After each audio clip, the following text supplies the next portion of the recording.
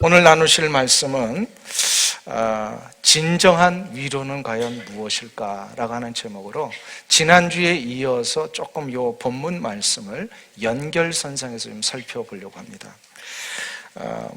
영국의 복음주의 신학자로서 한 20년 전까지만 해도 왕성하게 활동을 하셨던 영국의 유명한 신학자 한 분이 계십니다. 존 스타트 교수님이라고 한 번쯤 들어보셨을 것입니다. 이 교수님이 실은 신학교 사역뿐만 아니라 일반 교회에서 목회 활동도 하신 적이 있습니다. 이분이 런던에 있는 All Soul Church라고 하는 곳에서 목회를 하실 때 일입니다. 한 번은 성도들이 새가족들이 올 때에 과연 어떠한 동기와 바램으로 새가족들이 교회를 오는 것일까 라는 것을 알고 싶어서 설문조사를 시작을 했습니다. 새가족들을 향하여서 과연 우리 교회는 어떠한 그 바램을 가지고 오셨습니까? 이때에 놀라운 사실은 거의 다 그 한 가지 목적과 바램을 가지고 왔다는 것을 알게 되었습니다. 그 시대가 바로 2차 대전이 바로 끝난 이후의 시점이었습니다. 그래서인지 모든 성도들이 대부분 절망과 좌절을 경험을 했었습니다. 전쟁 때문에. 그렇게 잘 산다라는 유럽이 이 전쟁의 이 소용돌이 속에서 모두가 다 찢겨지고 죽음을 맛보고 가족들이 헤어지게 되고 그것뿐만 아니라 모든 것이 무너져 버리니까 개인의 어떤 삶도 황폐화되고 슬픔과 고통 가운데 있었습니다. 그래서 성도들이 처음에 올 때마다 대부분 한 가지 바람은 자기의 이 고통과 슬픔으로부터 좀 자유하고 싶고 누군가로부터 위로를 얻고 싶어서 교회에 오기를 시작했다라고 하는 것이 이 거의 공통된 설문조사의 결과였습니다. 이 결과로 인하여서 존 스타트 목사님이 그의 삶의 자세가 확 달라졌습니다. 굉장히 학적이고 지식적인 것에 늘 관심을 쏟던 이분이요. 그래서 늘 신학적인 문제, 이론적인 문제에 관심을 쏟던 이분이 관심사가 이제는 완전히 바뀌어져서 하나님께서 인간의 고통과 아픔에 대하여 어떻게 다가가시는가? 인간은 어떻게 고통과 아픔의 문제를 하나님 앞에 해결받을 수 있을 것인가? 라고 하는 인간의 가장 본질적인 이 부분에 대한 관심으로 그의 모든 신학적이고 이론적인 방향이 바뀌기를 시작을 합니다.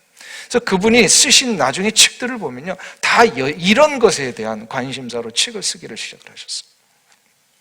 이것을 통해서 우리가 한번 좀 생각해 볼 것이 있습니다.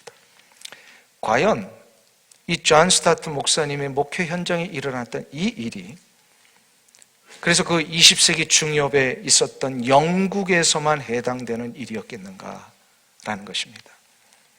기독교 2000년 역사 속에 주님의 복음을 듣고 이 땅에 세워졌던 모든 교회들이 실은 이러한 문제를 동일하게 안고 여기까지 왔다는 것입니다.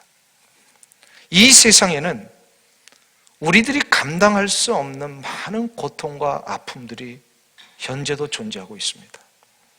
그 고통 때문에 밤을 새워 근심하며 애통하는 경우가 한두 번이 아니었음을 아마 이 자리에 계신 우리 성도님들도 경험하셨을 것입니다. 이러한 애통은 어쩌면 우리가 평생 사는 날 동안 안고 가야 하는 문제일 수도 있습니다. 그런데 여기서 끝나버리면 세상 사람과 우리가 다를 바가 없지요. 세상 사람들과 우리가 다른 점이 하나 있습니다. 평생 누구나 안고 가야 하는 애통과 고통의 이 문제가 실은 우리 그리스도인들에게는 그것이 올무가 되거나 우리를 넘어뜨리는 걸림돌이 되지 않는 이유가 하나 있습니다. 왜요? 천국의 백성된 자들에게는 이 슬픔과 애통이 하나님의 위로를 얻는 놀라운 행복의 통로이기 때문에 그렇습니다. 이거를 우리가 지난주에 살펴본 거예요. 고통과 애통이 동일하게 있지만 우리 그리스도인들에게는 이것을 통하여 하나님이 우리의 삶 가운데 개입하시는 놀라운 시점이 된다는 것입니다. 애통하는 자는 복이 있나니 천국이 저희 것이며 애통하는 자는 복이 있나니 저희가 위로를 받을 것이며 주님이 분명히 말씀하셨습니다. 이걸 우리가 지난주에 좀 살펴봤어요. 이게 무슨 뜻인지, 왜 주님은 애통하는 것이 우리 성도들에게 복이 되느냐, 이 설명을 해주셨어요. 성도가 애통하는 순간이 바로 하나님이 우리의 삶 가운데 개입하시는 순간이다. 하나님께서 아무에게나 개입하시는 것이 아니라 애통할 때 반드시 한 가지 조건을 우리에게 보신다 그랬어요. 바로 우리의 고통과 애통의 문제가 해결받을 수 있는 유일한 대상은 전능하신 하나님 한 분뿐이심을 믿고 인정하고 이 믿음 가지고 이 문제를 하나님 앞으로 가져가는 자. 그럴 때에 하나님의 위로가 시작이 된다라고 했습니다. 그래서 이거를 애통에는 세 가지가 있다라고 보통들 학자들이 말씀을 합니다. 이 본문을 통하여서. 그 첫 번째 우리가 지난주 살펴보면 자신의 진정한 인생의 문제와 아픔 때문에 눈물로 호소하는 이런 애통, 자신을 위한 애통입니다. 이게 이제 우리 지난주에 살펴봤어요. 근데 두 번째 애통이 있다는 거예요. 그 두 번째 애통이 뭐냐? 그것은 바로 자기의 죄성에 대한 애통이 있어야 된다라고 얘기를 합니다.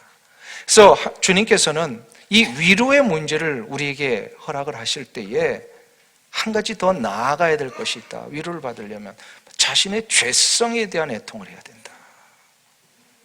이거는 무슨 얘기가? 전적인 그 자신의 부패를 어떻게 하라는 거예요? 인정하라는 거예요. 나에게는 죄성이 있고 나에게는 죄된 본성이 있기 때문에 이거를 과연 인정할 수 있겠느냐?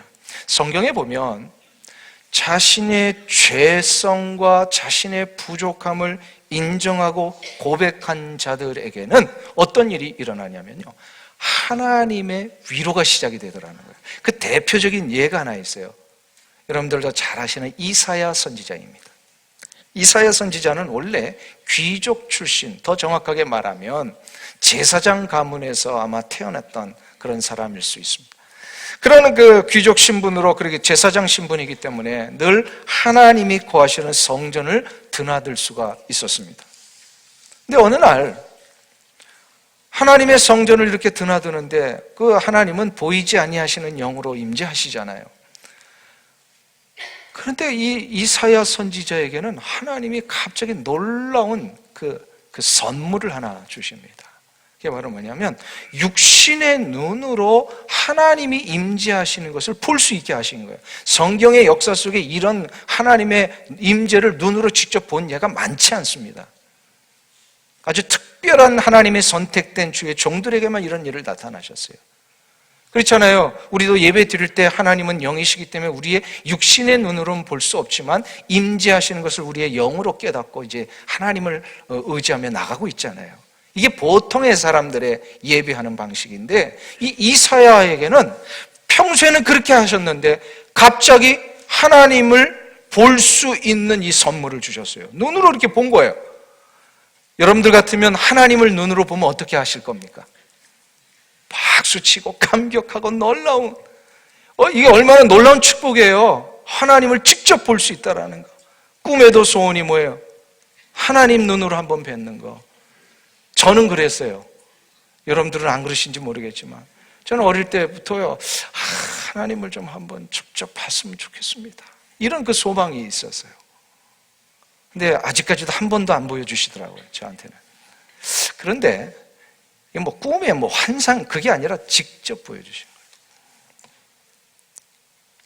그런데 우리 같으면 이건 너무 감격스러워할 일인데 이사야 선지자는 여기서 탄식을 합니다. 탄식하는 그 고백이 이사야 6장 5절에 나와요. 거기 보면 이렇게 고백을 해요. 그때 내가 말하되 화로다 나여 망하게 되었도다. 나의 입술이 부정한 나는 입술이 부정한 사람이요 나의 입술이 부정한 백성 중에 거주하면서 만군의 여호와이신 왕을 배웠음이로다 하였도다.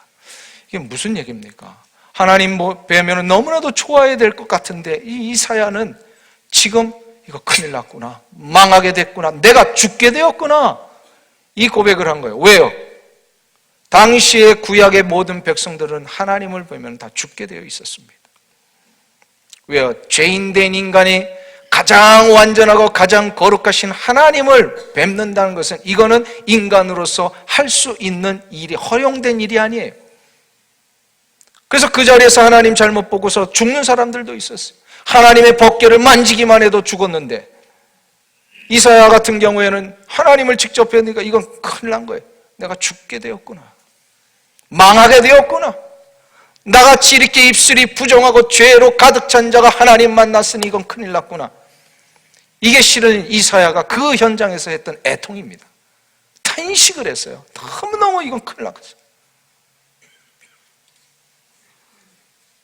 그런데 이런 자기 자신의 죄 때문에 자기가 이제 죽게 되었다는 것을 인정하는 그 순간에 하나님이요 이사야에게 임재하시는데, 임재하시면서 어떤 일을 하면 그의 모든 죄된 문제들을 해결해 주십니다. 그래서 어떻게 하셔? 제단에 있는 숯불을 가져다가 그의 부정한 입술을 태워 주십니다. 이건 무슨 얘기예요? 죄를 사해 주셨다는 얘기입니다. 죄를 사해 주셨다라고 하는 이야기는 이사야가 이제 죽지 않는다는 얘기예요. 죽지 않고 어떻게 돼요? 살게 되었습니다. 하나님을 보아도. 그러니까 우리가 하나님의 전전에 직접 나아가도, 옛날 구약 같으면 하나님의 지성소 안에 들어가도 우리는 죽지 않는 이유가 여기에 있어요. 뭐 때문에요? 하나님이 우리의 죄를 예수 그리스도의 십자가의 은혜로 용서해 주셨기 때문에. 아멘. 그래서 우리는 죽지 않는 거예요. 옛날 같으면 여러분들은 교회 파킹랏에서만 들어올 수 있었어요. 이 안으로 못 들어왔어요. 그러니까 뭐 꼭 그런 거 아니면 그 비유를 한다면. 그리고 지성소와 성소 안에서는 제사장들만 들어갈 수 있었어요. 근데 우리는 지금 다 마음껏 들어오잖아요. 그 이유가 뭐예요? 예수 그리스도의 십자가의 은혜로 우리의 근본적인 존재적인 이 죄의 문제가 해결되었기 때문에 우리는 이제 하나님을 직접 대면하는 이 자리에 나와도 죽지 않게 되더라. 이게 바로 위로입니다. 죽을 수밖에 없는 인생이 죽지 않게 된다는 것보다 더 큰 위로가 있을까요? 망하게 되었고 없어지게 되었고 무가치하게 되었고 어떤 존재의 의미도 가질 수 없는 그런 사람이 죽지 않게 되었고 다시 살게 되었고 가치와 의미를 가지게 되었고, 그것도 하나님이 손을 들어서 살려내셔서 하나님의 거룩한 일을 감당할 수 있도록 그냥 사명까지 부여해 주신 거, 이거 생각하니까 이거 놀라운 은혜예요. 이게 은혜예요, 은혜. 이게 위로가 되는 거예요. 나 같은 사람을 이렇게 살려주시는구나. 사도 바울이 한평생 고난과 아픔과 핍박과 위험의 길을 걸어가면서도 늘 하나님의 은혜를 받고 자신의 그 귀한 길들을 사명감 있게 열정적으로 달려갈 수 있었던 이유가 있다면 뭘까요? 한번 생각해 보세요. 사도 바울이 청년 사울 시절에 그렇게 잘 나가던 사람 아니에요. 소위 말하면 승승장구했던 사람입니다. 최고의 권력의 자리에서요, 가장 차세대였어요. 어느 누구도 그를 함부로 넘볼 수 없는 그런 어떤 위치에 있었습니다. 귀한 가문 출신이요, 최고의 학부를 나왔고요, 최고의 권력의 자리에 올라갔던 그런 삶에 비하면 예수를 믿고 난 이후에 그의 삶은 정말로 인간적으로 보면 굉장히 허접할 수가 있습니다. 누추할 수가 있어요. 옷도 제대로 못 입고 다녔어요. 먹을 것도 제대로 못 먹고 다녔어요. 가는 곳마다 강도의 위험을 만났어요. 주를 위해 산다고 하는데 감옥에 갇혔어요. 태장을 5번이나 맞고 30에 한 번 감한 이 채찍을요 3번이나 맞았어요. 한번 생각해 보세요. 예수 믿고 나면 잘 돼야 돼요, 안 돼야 돼요? 예수 믿고 나면 잘 돼야 돼요, 안 돼야 돼요? 잘 돼야 되잖아요. 대부분 하나님이 잘 되게 하세요. 별로 경험을 안 해보셨나요? 예수 믿고 나면 대부분 다 잘 되게 하세요. 근데 특별한 경우에 예수 믿고 나서 이런 고난의 연속을 허락하시는 케이스들이 있어요. 왜요? 왜 그럴까요? 하나님이 그에게 더 큰 은혜를 주시려고, 더 큰 위로를 주시려고. 고통과 아픔과 절망의 상황 속에서 사도 바울은요, 너무나도 더 큰 은혜를 체험했어요. 그가 어떻게 이런 하나님의 은혜를 체험할 수 있었다고요? 이 부분에 대해서 유명한 리폼드 신학교에 저스틴 헐컴이라고 하는 그 신학자가 계신데, 이분이 이 사도 바울의 일생을 쭉 연구를 하면서 사도 바울이 이렇게 강도의 위험과 생명의 위급함을 당하고 배고프고 헐벗고 춥고 이런 삶을 살면서도 그 어느 누구보다도 열정적으로 복음을 위해 살았던 이유가 있다면 바로 이 3번의 고백 때문이다 라고 합니다. 그 3번의 고백이 뭐냐면 자기 죄에 대한 고백이었어요. 그 첫 번째 고백이 AD 55년경에 고린도 교회 성도들을 향하여 썼던 고린도전서 15장 9절에 나오는 고백입니다. 나는 사도 중에 가장 작은 자라 나는 하나님의 교회를 박해하였으므로 사도라 칭함받기를 감당하지 못할 자니라. AD 55년경이면 그의 그 초기 복음의 사역 시절입니다. 그가 하나님 앞에 부름받고 이제 모든 화려했던 자신의 삶 다 내려놓고 어쩌면 먹지도 못할 그 위험할 그런 복음의 역사를 위해 달려가던 그의 그 사도 바울의 전도 여행 속에 고린도 교회 성도들에게 그런 고백을 한 거예요. 나는 옛날에 교회를 핍박했던 사람입니다. 나 같은 사람이 어찌 복음을 들고 나갈 수 있다고 할 수 있겠습니까? 나 같은 사람이 어떻게 사도라고 할 수 있겠습니까? 라고 하면서 자신의 이 죄된 모습과 자기의 이 과거에 너무나도 부끄러웠던 것에 대해서 늘 그는 여기에 대해서 늘 하나님 앞에 미안한 감이 있었어요. 그냥 고백할 때마다 나는 죄인입니다. 죄인입니다. 근데 여기서 끝나지 않고요. 그의 두 번째 고백이 있었습니다. AD 57년경에 이제 로마에 있는 교회 성도들을 향하여서 그가 로마서 7장 24절에서 이렇게 고백을 합니다. 오호라 나는 곤고한 사람이로다. 이 사망의 몸에서 누가 나를 건져내랴. 오호라 나는 곤고한 사람이로다. 이 사망의 몸에서. 사도 바울 자기 자신의 몸뚱어리 전체가 죽음이요 사망이요 죄 때문에 그냥 철저하게 여기에 사로잡혀 있는 사람이다. 그래서 그가 나중에 그런 고백도 하잖아. 내 안에 두 가지의 소욕이 있는데 하나는 성령의 소욕, 또 다른 하나는 육체의 소욕이다. 내가 원하는 성령의 소욕대로 행하지 못하고 원치 않는 육체의 소욕이 나를 자꾸 나를 충동질하고 있다. 사도 바울이 이 고백을 하셨다면 우리는 어떨까요? 우리는 안 그렇습니까? 사도 바울도 그러셨다는데 우리 안에 이게 있는 거예요. 이 사도 바울이 철저하게 자기의 이 죄된 모습을 인정한 거예요. 아무리 사도로 살지만 이런 것이다. 근데 마지막 세 번째로 그의 고백은 여기서 끝나지 아니하고요. 자신의 사역을 거의 마무리하게 되는 이 AD 63년경에 자신의 믿음의 아들 디모데를 향하여 디모데서를 쓰면서 이런 고백을 합니다. 빛보다 모든 사람이 받을 만한 이 말이여 그리스도 예수께서 죄인을 구원하시려고 세상에 임하셨도다. 나는 죄인 중에 괴순이라. 죄인 중에 내가 괴수다라고 하는 이 표현입니다. 이것을 통하여 우리 한번 생각해 볼 수 있어요. 사도 바울이 시간이 지나면 지날수록 자기의 사역이 마무리되면 마무리될수록 한 가지 더 깊어갔던 자기 인식이 하나 있어요. 그게 바로 자기는 철저하게 죄인이라는 것입니다.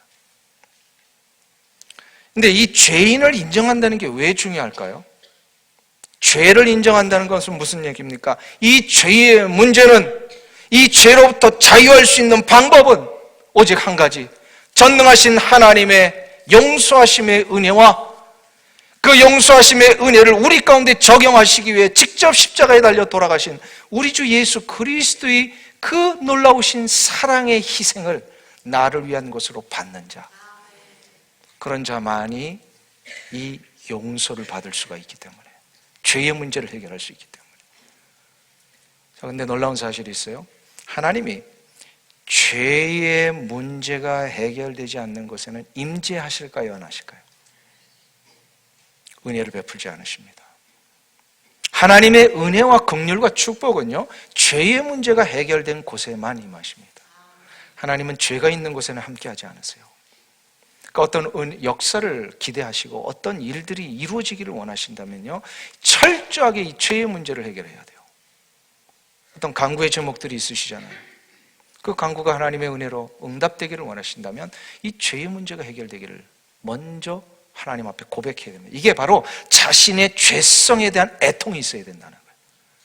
그래서 애통은 바로 어디까지 이어진다고? 이 죄의 문제는 우리 주 여호와 하나님의 용서하심의 사랑과 십자가의 희생의 은혜로 내가 씻음 받을 수 있습니다를 고백할 때, 그에게 무엇이 임한다고요?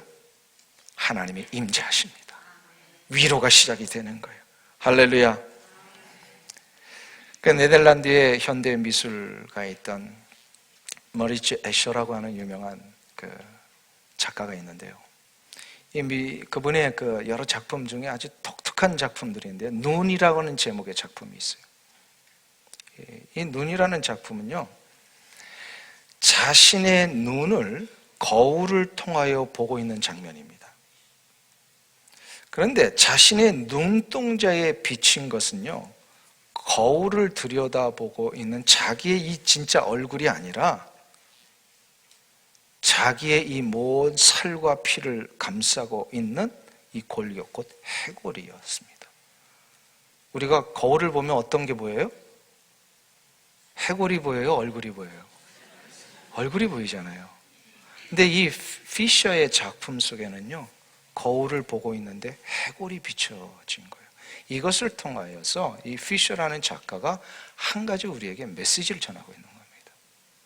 인간은 이 죄의 본질적인 이 해골과 같은 모습을 볼 수 있을 때만 인간은 회복의 여지가 있다는 것입니다. 우리에게는 다 이 죄된 본성이 있어요. 그러니까 나의 이 죄된 본성을 인정하고 이것을 탄식하며 애통하는 자는 어떤 일이 일어난다고요? 바로 하나님 앞에서 이 죄의 문제를 해결해 달라고 하는 간절한 소망이 일어납니다. 이것이 일어나면 하나님께서는 우리의 삶 가운데 임재하십니다.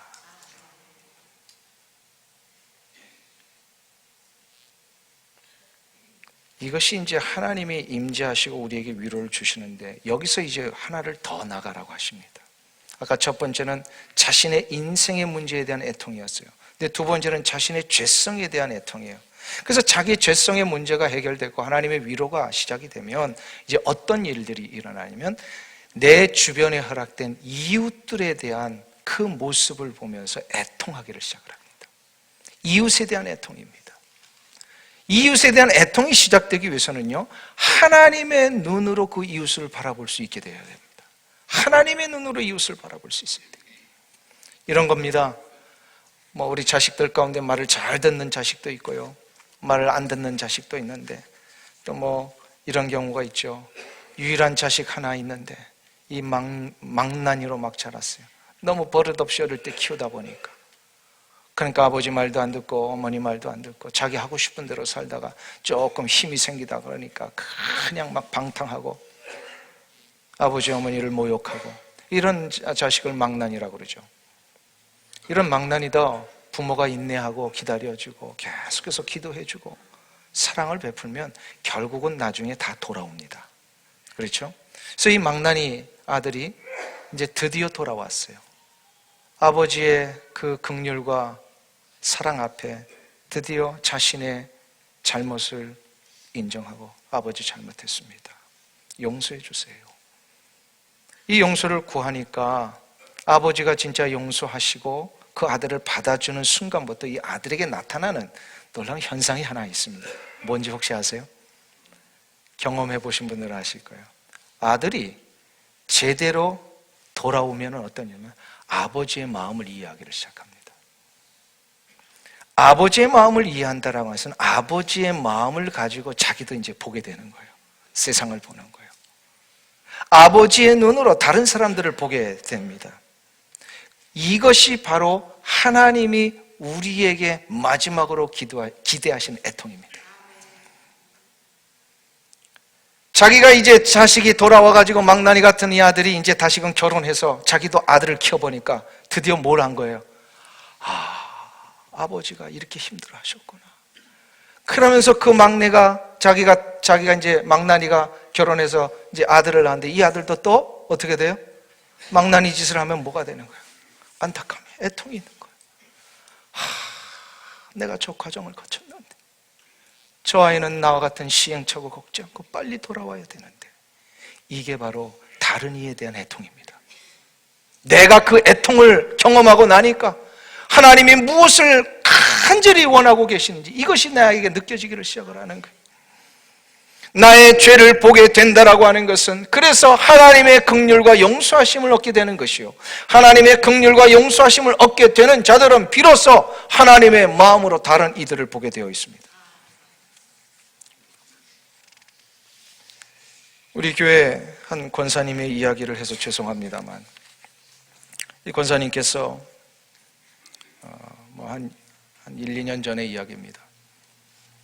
매 주마다 본인이 작정한 날에 나오셔서 이제 전도를 하러 나가시는데, 전도를 하는데 이 인근 주변에 1, 2년 전부터 이제 홈리스들이 많아졌잖아요. 거리에 보면은 홈리스들이 있어요. 그런 홈리스들을 보면서 저들에게 복음도 전하고 또 필요한 뭐 달라고 하면 주기도 하고, 뭐 이러면 돌아올 때마다 그럼 돌아와서는 그렇게 마음이 아프시더라는 거예요. 그래서 그 마음이 아파서 권사님이 하루는 저에게 그런 얘기했어요. 목사님, 저 홈리스들을 만날 때마다 자꾸 마음이 아프고 눈물이 나오네요.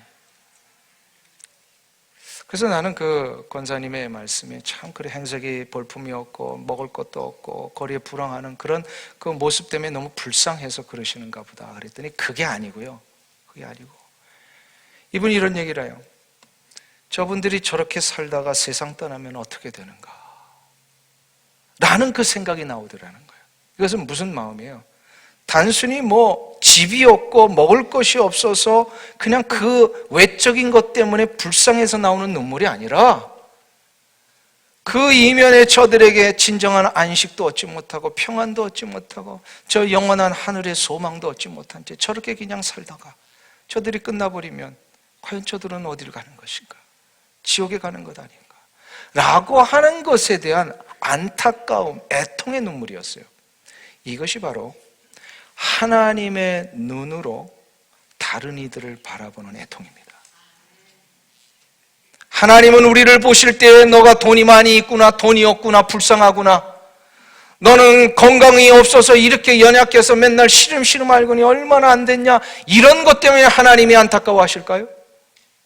하나님이 안타까워하시는 모습은 저 영혼이 저대로 이 세상 떠나면 지옥에 갈 텐데 라고 하는 그런 안타까움 아니십니까? 이것을 가지고 우리가 나의 죄성에 대한 애통의 문제를 해결받고 용서함을 받아 내가 구원받은 자가 되고 난 이후부터 바라보는 눈이 하나님의 애통이 내 마음속에 애통으로 느껴지기를 시작하는 거예요. 이게 바로 세 번째 애통입니다. 이 애통의 눈물에는 그래서 하나님께서 하늘의 문을 여시고 내리시는 위로가 있습니다. 진정한 위로는 무엇일까요? 그의 인생을 포기하지 아니하시고 그와 함께 하신다는 이 사실을 가르쳐 주는 것입니다. 아무리 우리의 삶 가운데 허접한 모습으로 지나가는 인생일지라도, 먹을 것이 없고 잠잘 곳이 없고 어느 누구 하나 반겨줄 가족이 없는 그런 홈리스들일지라도 저들의 인생 속에 하나님이 찾아가셔서 그를 위로하시기만 하면 저들의 인생은 가치 있는 인생이에요. 영원한 생명을 얻을 수 있는 인생이라는 것, 이거를 볼 수 있을 때에 이거를 보는 나도 위로가 되고요, 이거를 받는 저들도 위로가 됩니다. 그래서 우리 주 예수 그리스도께서 당신의 어떤 인생을 위하여 십자가에 달려 돌아가셨습니다를 가르쳐주고 이걸 받기만 하면 어떤 일이 일어납니까? 그 인생에 성령님이 임하시잖아요. 성령님이 임하신다는 게 무슨 뜻이에요? 성령은 무슨 영이세요? 위로하시는 영이십니다. 파라클라이토스라고 그러죠. 파라라고 하는 것은 바로 함께 한다라는 뜻입니다. 그러니까 하나님이 우리와 함께 하신다는 것을 보여주기 위해서 성령의 역사를 허락하시는 겁니다. 그래서 하나님이 우리와 함께 하시는 거예요. 헨리 나우엔이라고 하는 유명한 하버드 대학의 이 교수 출신의 사제가 있죠. 이분이 긍휼이라는 책에서 하나님을 이렇게 소개를 합니다. 바로 하나님의 사랑의 신비는 그분이 우리의 고통을 없애주신다라고 하는 이 사실을 넘어서서 그분이 무엇보다도 우리의 고통과 함께 있어 주기를 원하신다는 사실이다. 그러니까 하나님이 우리를 위로하신다는 건 우리의 고통의 문제를 해결하시는 것도 위로가 되죠. 그러나 그 이전에 그냥 이 고통의 문제 앞에 우리와 함께 하신다는 이 자체만으로도, 누군가 나와 함께 계시는 것, 누군가 나와 함께 있어주는, 이게 굉장한 위로가 되는 거잖아요. 성령님이 바로 그것입니다. 먼저 나와 함께 하시는 성령님. 제가 오래전에 주일 설교 가운데 한번 말씀드린 적이 있는데요, 저는 위로라는 말을 떠올릴 때마다 제가 23살 때 경험했던 그 일을 아직도 잊을 수가 없습니다. 1988년도에 늦은 봄, 저의 사랑하는 아버님을 먼저 하늘나라로 보내는 슬픔을 당한 적이 있었습니다. 오랫동안 투병하시다가